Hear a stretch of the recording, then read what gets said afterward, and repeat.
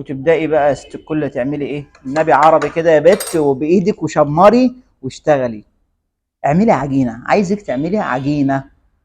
طبعا ده كله طبيعي، حاجات مواد طبيعيه كويسه. شوف احنا حطينا معلقه عملت معايا الجزئيه دي.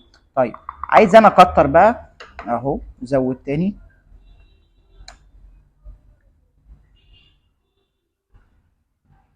معلقه كمان على حسب الكميه اللي هتتحط من حضراتكم. ما تنسوش بس يا جماعه بالله عليكم الدعوه. يا بت بقى روقي على نفسك كده عشان الراجل ما يبصش بره. يا خايبه يا خايبه، ركزي على نفسك. الرجاله دلوقتي بقت عينيهم زايغه بصراحه. يلا بص يا ست الكل، تعالي اهو. هتبقى معاكي عجينه بنفس الطريقه كده. اوريكي اهم حاجه بقى تفرديها على وشك بنفس الطريقه كده يا بت، وانت قاعده في البيت ليله الخميس. هتعملي اللي انا هقول لك عليه ده. قرب.